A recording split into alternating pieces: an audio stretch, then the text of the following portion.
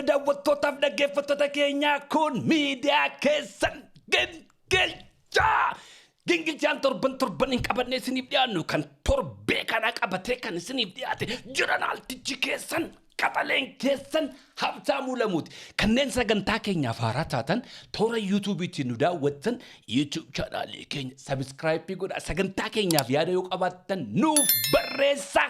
Haga xumura sagantaa keenyaatti nu waliin turan afeerraa keenya yeroo hundaati. Ayyaanni Oromoo itti jaali.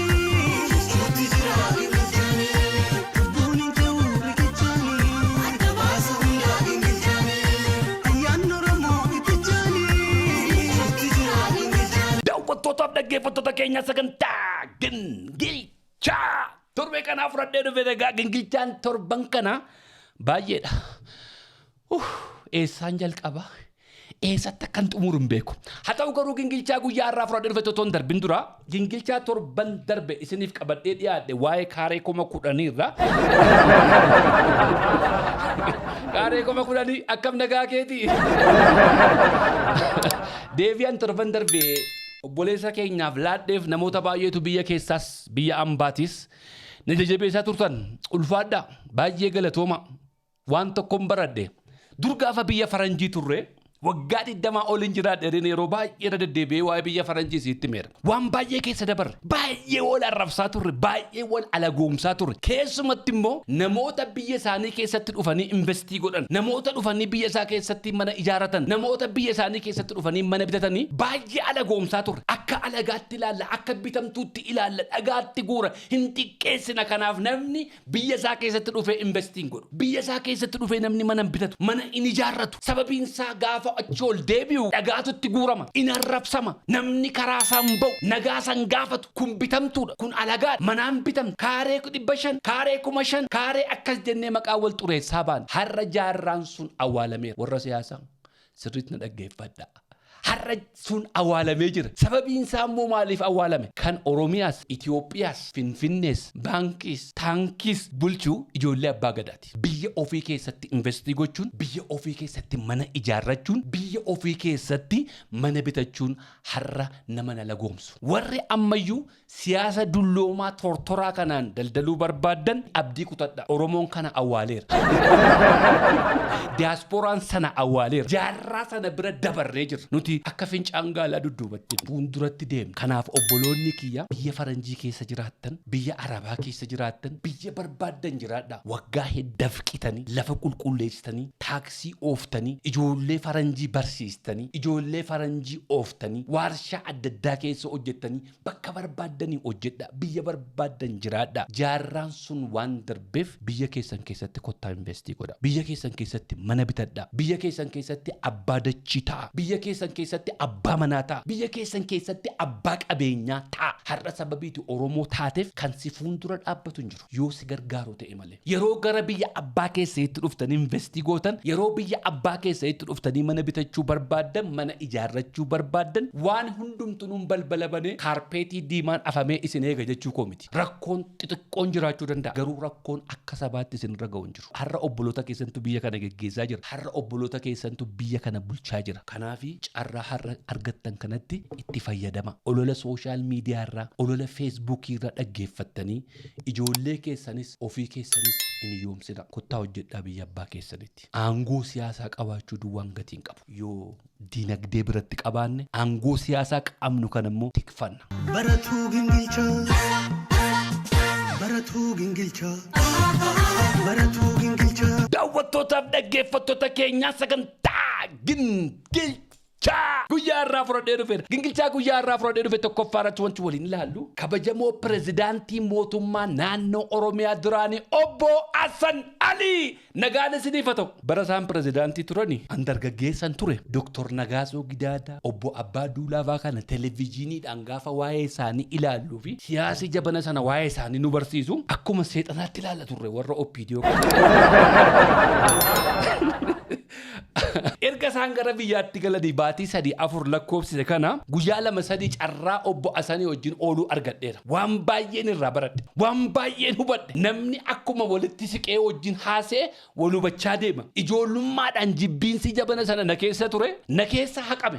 Waan hubadhe. Waan baradhe. Siyaasi ani keessa ture suni oppiidiyoodhuma jedhamu kana akka seexanaatti ilaalaa turre. Biyyuma lafaarraa nuti seexanan beeknu oppiidiyoodhuma beeknaa oppiidiyoodhuma jibbaa turre. Hanga walitti dhufne hanga walitti deemnu wal hubachaa wal dhaggeeffachaa deemnu waa baranna. Obbo Asanalii irraa wanti hubadhe yeroo mootummaa naannoo Oromiyaa ijaarree naan jedhan namoota muraasa turre kana keessattis namoonni hangi tokko miseensa dhaaba keenyaallee turre jedhan garuu walii waa murteessaa turreedhan birrii 25,000 markaatoorraa namarraa liqeeffannee dhaabne jedhan mootummaa naannoo Oromiyaa har'a kinoo maltii biliyoonerii ta'e magaalaa Finfinnee keessaa gamoo meeqa qabu kana birrii 25,000 liqeeffannee jalqabneedhaan warra turre keessa konkolaataan qabnu turre konkolaataa DX adiin tokko nuu kennamte konkolaataadhuma kanayyuu kan oofuu danda'u nama tokko tureedhaan namicha tokko kanatu mana keenyaan nu ga'aa turre waajjiran qabnu turre har'a waajjirri meeqa magaalaa Finfinnee keessa guute kun kan mootummaa naannoo Oromiyaa achirraa jalqabne as keenya jira jechootuma maqaa waajjiraallee moggaasuudha namootatu gara sigaranaa fidee walitti suphineetiidhaan nuti akkasitti hin beeknu turre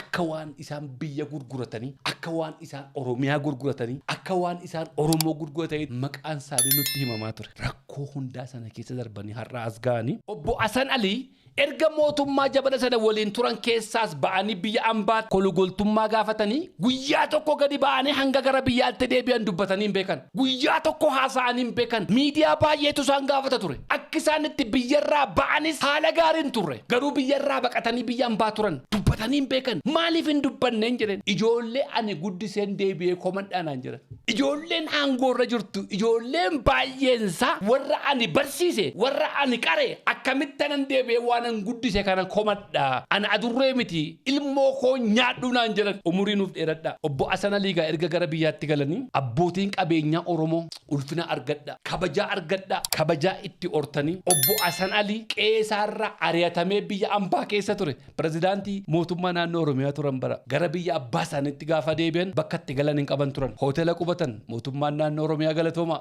abbootiin qabeenyaa keenya ulfina argadha kabajaa argadha waaqayyoon kabajaa isiniif kennu namni guddaan kun namni pirezidaantii mootummaa naannoo Oromiyaa duraanii ture biyya isaatti dhufee mana dhabuurraan hoteela jiraachaa jiru hoteela keessaa baafnee abbaa manaa goona konkolaataa mataa isaaniitiin akka isaan deemaniif jettanii horii keessan xiqqaarraa haga guddaatti walitti buustanii abbaa manaa abbaa qabeenyaa abbaa konkolaataa gootaniif baay'ee galatooma ulfaadha anis carraa argadhee bakka sanatti argameera ergaa isin dabarsitan keessa koona tuqe qabsaa'ota keenya artistoota keenya warra har'a lubbuun nu biran jirre ijoollee Nuhoo Goobanaa ijoollee Zariuu Wadaajoo ijoollee Dr. Nagaasoo Gidaadaa ijoollee obbo Galaasaa Dilboo yaadachuu qabna isin jettan marrummaan na tuqe baay'ee galatooma waan isin gootan waan salphaa miti abbootiin qabeenyaa keenya beekaa keessan hayyuu keessan cinaa dhaabbattan waaqayyoon kabajaa isiniif kennu hojiin keessan kun gaa kanaan dhaabbata miti barri haa gingilchuu barri haa gingilchuu barri haa gingilchuu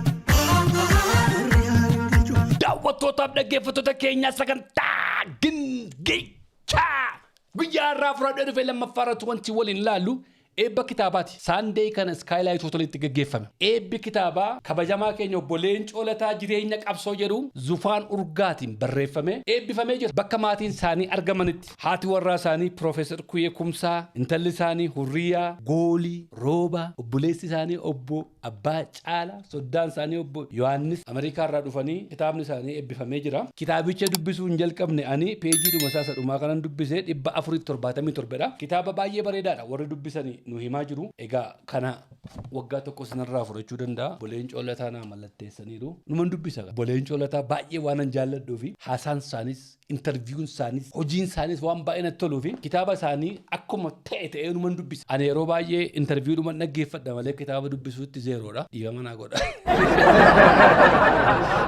ani warra asiin dhaggeeffadha ijaan dubbisuudhaaf maal jetti gurbattiin kun naan jedhama isaanii yoona baga jiraattan obbo Leencoo baga jiraattan baga waaqayyoon isin jiraachisa jiraachise. Profeesar Kuyyee ijoolleen keessan Hurriyaa, Goolii, Rooba baga jiraattan baga waaqayyoon isin jiraachisee guyyaa har'aa akka agartan isin godhe. Kabajaa uummanni keessan isiniif qabu. Jaalala uummanni keessan isiniif qabu agartaniittu waaqayyoof galanna ta'u. Obboleen Coollataa jireenya isaa guutuu qabsoo Oromootiif dabarse. Kan isaa duwwaa miti. Maatiin isaanii, haati warraa isaanii, ijoolleen isaanii abbaa malee, haadha malee bakka itti guddatan. Uummata kanaaf aarsaa baay'ee kaffalan. Waan isaan hin ta'in hin jiru. Oromoo biratti garuu maqaan isaanii akka hin taanetti waama. Akka sabaattis ta'e akka dhuunfaattis yeroo baay'ee waa'ee isaaniitiif arrabsamaa dhuman ture. Maatii kanatti siqeenyaan hin beeka. Ergan gara Kanaadaa deemee carraa roobaa wajjin jiraachuu argadheera. Carraa roobaa wajjin jiraachuu mana tokko keessa jiraachuu argadheerraan kan ka'e maatii kanatti baay'ee siqeen maatii kana sirnaa hin hubadhe. Maatiin kun akka anaaf akka maatii. Obboleen Coolataa anaaf akka abbaati. Profeesar Kuyyeen anaaf akka haadhaati. Yoo xiqqaate waggaa tokkoof walakkaan waliin ture waan ta'eef. Waaqayyo na galatu har'a sabni keenya arraba isa duraan keessa ture keessaa ba'ee kabajaan akka kana kennamuufi iddoo adda addaa irraa Oromoon bakka eebba kitaaba isaaniitti argame keessumaa ijoolleen Harargeerraa dhaggeeffadha. Maqaan keenno. Aanaa Franqalloon jedhama. Eebba kitaaba gooticha seenaa gooticha keenya kanarratti argamu baay'ee gammannee jirra. Dhugaa rabbi ani maatii gootota irraa hin daladde maatii Abubakar Musaati. Kan jalqaba hoogganaa baandii Franqallooti barreessaa walaloo sirboota jalqabaati Alii Birraa faadha. Baay'een dinqisiifadha nama baay'een dinqisiifadhu seenaa isaa irratti argamuu qaba jedheen fagoo dhufe. Eessirraa dhufte? Ani Harargeerraan dhufe. Eebbi kitaaba? Maaliif namni kun nama Oromoo ija cufattee jirtu ija banachiise maqaa isaa dhagee guddanne nutilleen jaalleen Coolataa jechuun nama baay'ee kuusaa seenaa Oromooti jechuu dandeessa. Maaliif qabsoo ammayyaa qabsoo hidhannoo keessatti nama baay'ee dinqisiifadhu nama baay'ee jaalannu. Saniifuu asirratti argamne bakka irratti hirmaannee galuun keenya waan guddaadha. Aanaa Arfanqalloo baay'ee galatoome.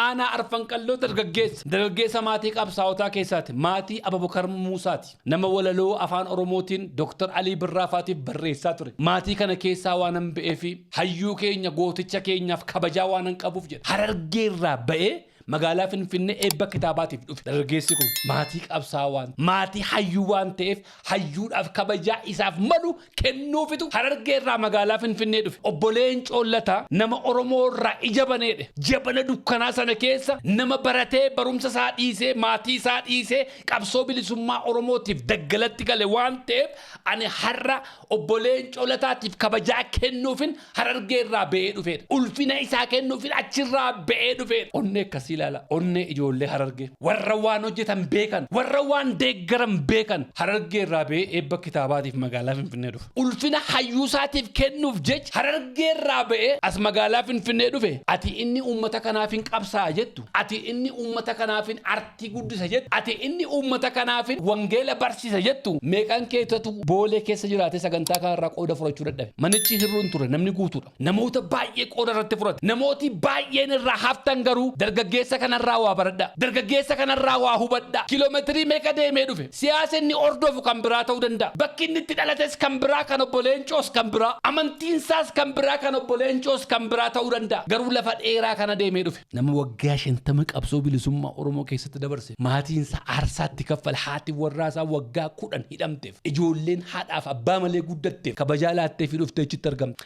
Abbaan obboleen Coolataa Waaqayyoo wangeela barsiisaa turani. Qeeskumsaanis wangeela barsiisaa turani. Faarfattoota meeqatu turechi? Artistooti 3-4 agarreerra. Faarfattoota meeqatu ture? Warra wangeela isin har'a lallabdanii fi dafqa isaaniitti coobsee itti reebamee itti caccabee asiin ga'an maatii qeeskumsaatiif maatii lataa Waaqayyootiif meeqan keessatti achitti argame? Ustaazonni keenya ulfaadhaa irra deddeebiin isin galateeffadha. Jeneraalonni keenya galatooma. Koomishiinaroonni keenya galatooma. Baay'ee keessan argeera. Achi turtan hunda keessan maqaa dha'uu hin danda'u. Abbaan qabeenyaa Oromoo obbo Yaadataa Junaddii baay'ee galatoome. Ulfaadhu. Waaqayyoo ulfina siifa kenna. Akka barbaade biizii haa ta'u malee isaa wajjin sa'a tokkos lamas dhaqeen dabarsadee waan hundumaa dhiisee sagantaa kanarraa qooda fudhachuu dhufe kitaaba obbo Leencoo kana birrii miliyoonii 2 bitate. Obbo Yaadataa Junaddii. Waaqayyoon kabajaa siifa kennu. Waaqayyoon ulfina siifa kennu. Hojiin ati hojjettu yeroo hundumaa fakkeenya guddaadha.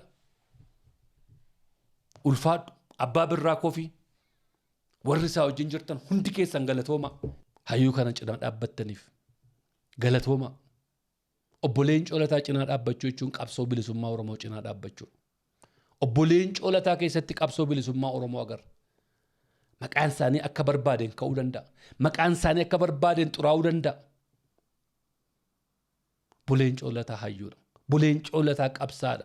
Obboleen coolataa beekaadha. Obboleen coolataa laabireerii keenya.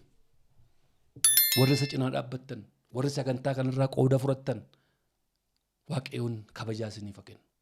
Waaqayyoon ulfina isiniif haa kennu. Obboleen coolataa haasaa tokko dubbatan. Haasaan isaan dubbatan keessana nyaate. Dhumatee lammata isinittiin deebi'uu isinin rakkisu nagaan oolaa. Baratuu gingilchaa.